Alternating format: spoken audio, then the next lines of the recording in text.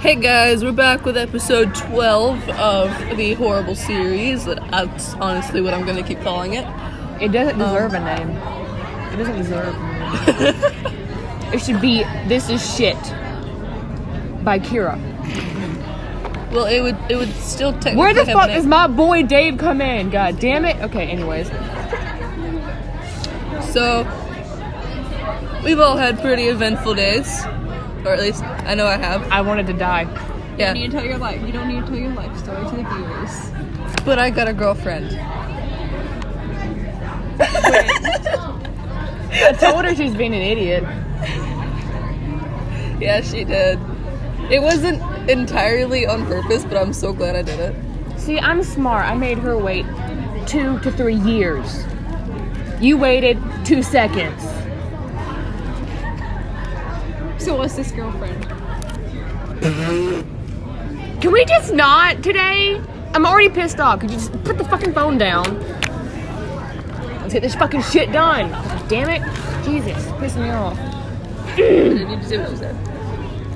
Everyone was silent. Charlie was transfixed, still seeing little Marla running for her Yo, life. what's going on over here, dog? Oh my fucking god, leave! What the fuck happened? She's not in a good mood. Trust me, it's better for you if you... Salty people. Salty nivers. I hope some black person heard that and they would beat the shit out of them. I got to the second fucking second sentence. It's like, hey, like, get the fuck away. Ear rape. Yeah, we apologize to you viewers. No, we don't. What happened to the dolls? Carlton asked, only half breaking the spell. I don't know. And his voice. I think my mom sold them to another collector when my grandfather died. Marla said. Sorry, Marla. Lamar said.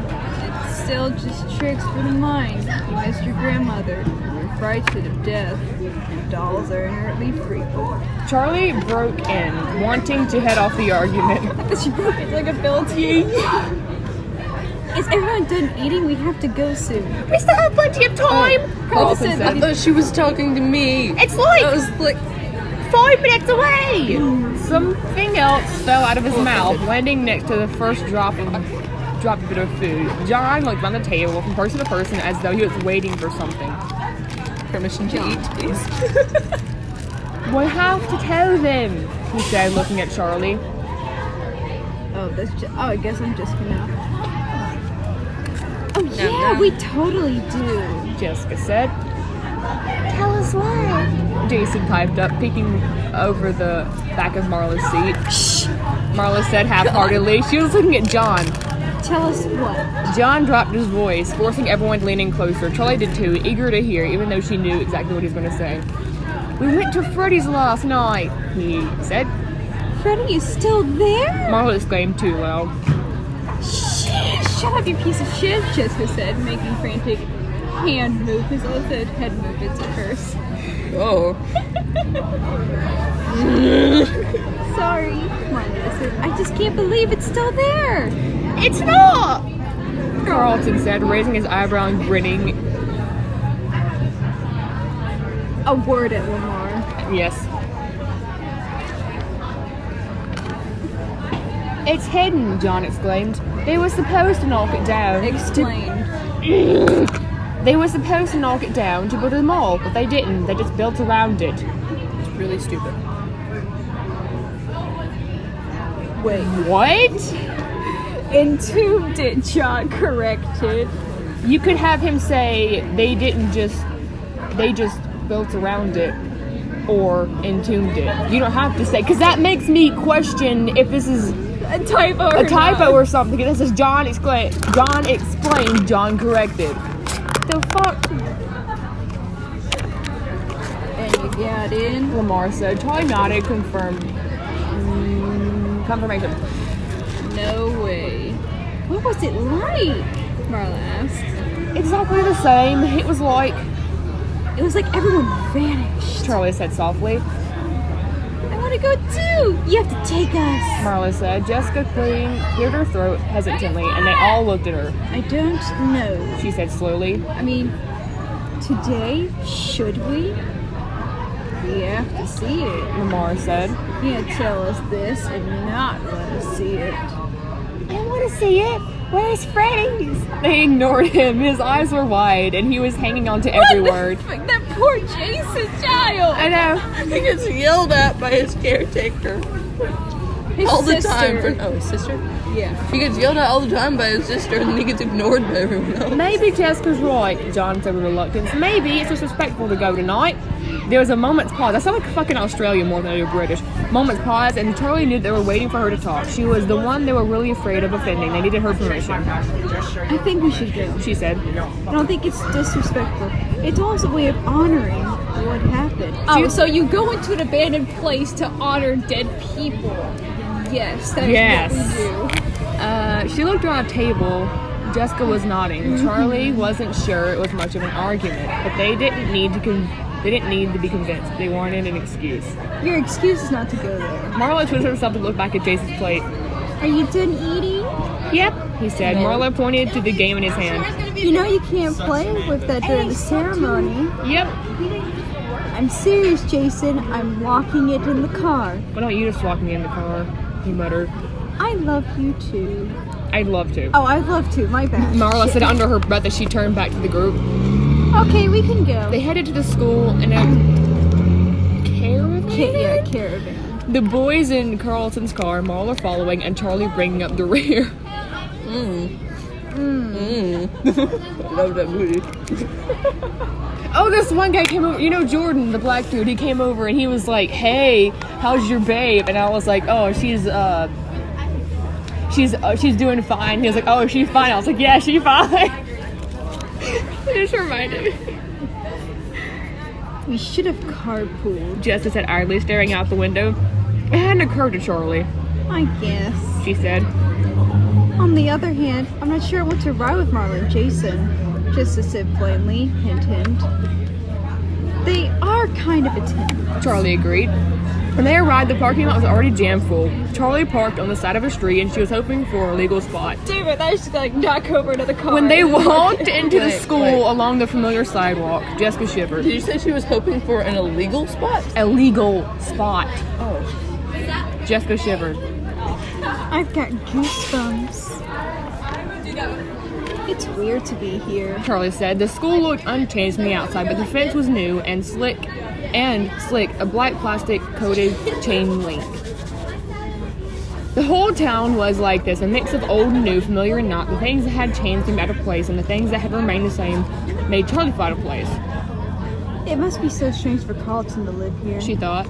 I know this is a nostalgic trip for all of you, but I just...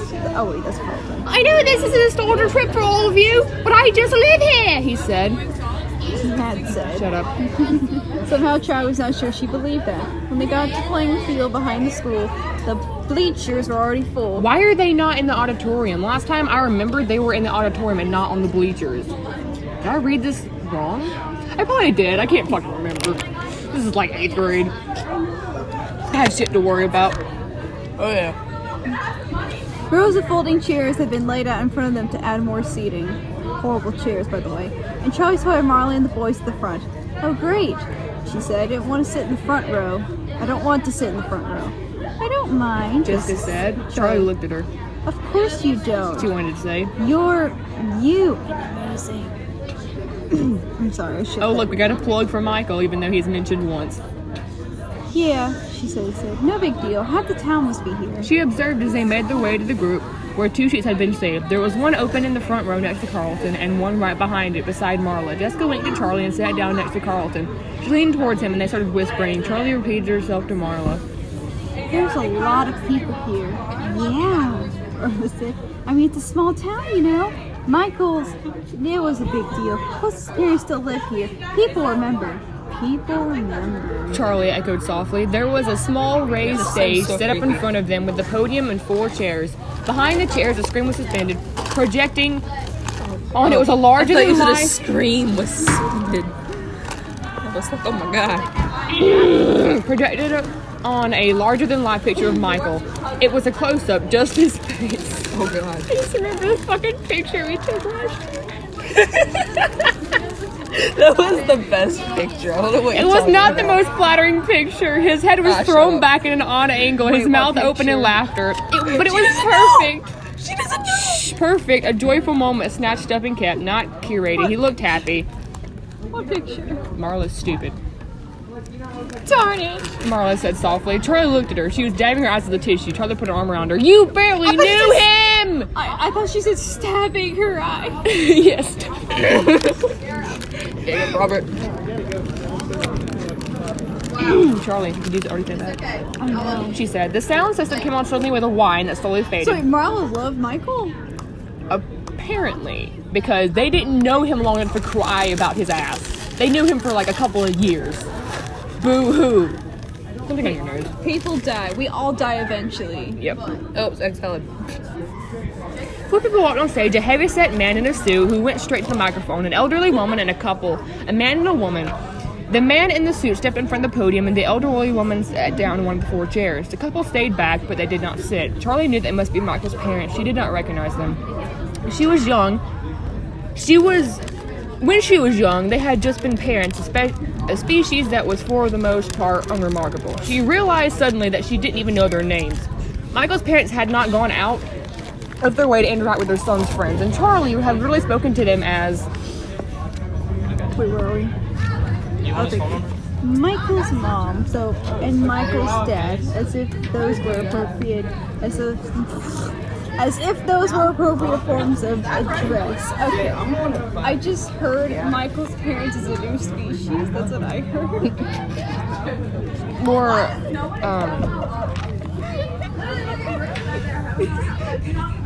when she was young, they had just been parents, a species that was for the most part unremarkable. But you're the same fucking species, god damn it. We're all humans. The man in the podium introduced himself as the school's principal. He said a few things about loss and community and the fleeting preciousness of youth. He talked briefly about Michael's kindness, his artistic talent, and impression he made, even as a small child, on everyone he met. It was how long true. has Charlie he dead? reflected. How long has he been dead? Oh shit. Really long time. Really fucking long time. And they're just now celebrating his funeral? Pretty much, yeah. Poor guy. I just imagine him watching from the heavens, just looking down like, you piece of shit. Yeah, fuck is wrong with you? 3 years later. Seriously? No, guys? it's way more than that. I know. Okay, 100 years later. Guys, It was seriously, I've been true. dead for 100 Charlie years. reflected. Michael had been an unusually charismatic child. He wasn't exactly a leader, but they all found themselves wanting to please him, to make him smile.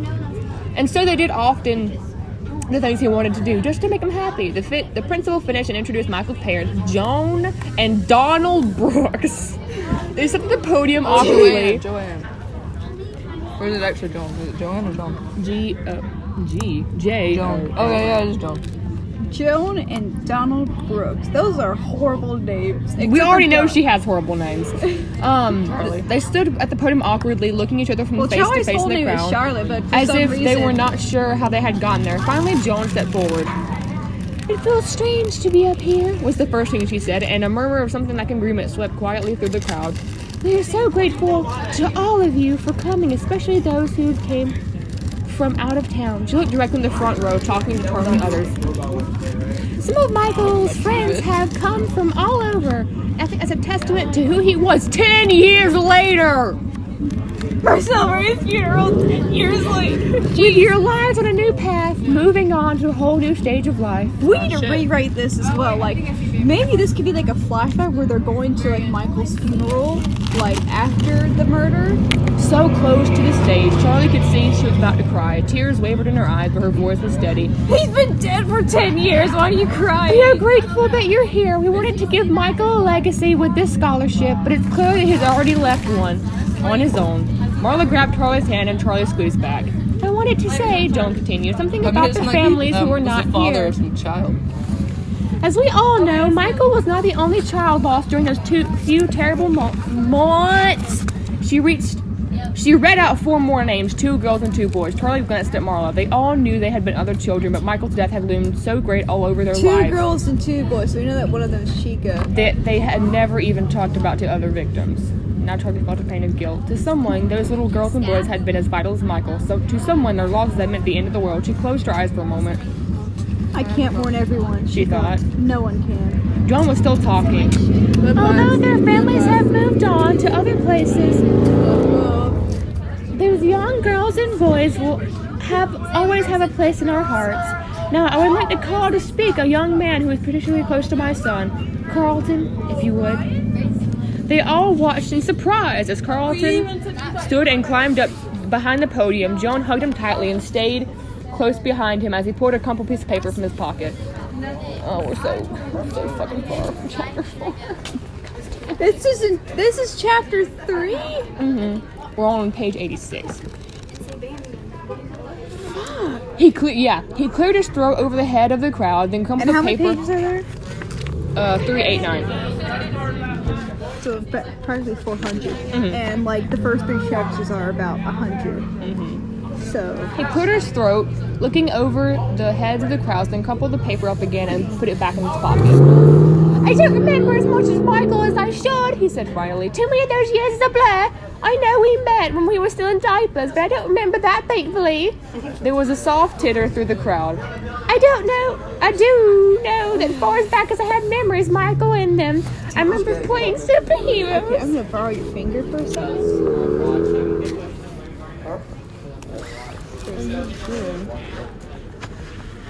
Thank you. I'm sorry, it was a spider. I don't care. I was like, what the fuck are you doing? Oh, shit. Michael is in them. I remember playing superheroes, drawing, which he was way better at than me. As I grew older, I remember both playing superheroes and drawing. What I really remember, though, is that my days were always more exciting when he was in them. He was smarter than me. He was always the one coming up with new ideas, new ways to get in trouble. Sorry about those lamps, by the way, Mrs. Brooks. If I had jumped on them the way Michael said, I probably would have only broken one. Donald laughed, a gulp, desperate sound. Charlie shifted uncomfortably and pulled her hand from Marla's with a apologetic half-smile. The grief, naked, was too much to watch. It was raw and an open wound, and she could not stand to look. Carlton came back down to sit with them. Michael's grandmother spoke. I still don't understand how they're crying so much after 10 years of his murder. Then his father, who had covered enough to share a memory of talking to his son for the first art class. He told the crowd about a scholarship for graduating seniors who had demonstrated both excellence and passion in the arts and announced the winner of the first one, Annie Park. A slight Korean girl who came quickly up to the stage and accepted her plaque and hugs from Michael's parents. It must have been strange for Annie, Charlie thought, her honor so overshadowed by its origins. But then she realized Annie must have known Michael too, however much in passing. After the ceremony, they went to say hello to Michael's parents, hugging them. Well, that was a quick ceremony. Yeah, hugging them and making sounds of condolences. What do you say to someone who has lost a child? Should it be getting easier?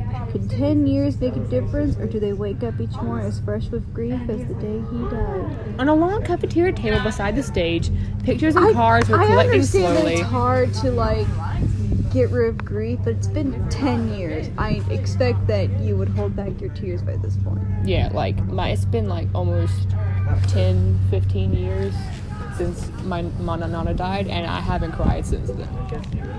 I mean, I fucking miss her, but I haven't cried that much. Of course, the first time when you hear about their death, it is going to be heartbreaking, but then soon after, about a year or two, you kind of grow out of that grief. But 10 years? God damn. 10 years. People had brought flowers, notes to Michael's parents or to him, things they remembered, things they wished they had said. Charlie went over to browse the notes. They were pictures of her and the others as well as Michael.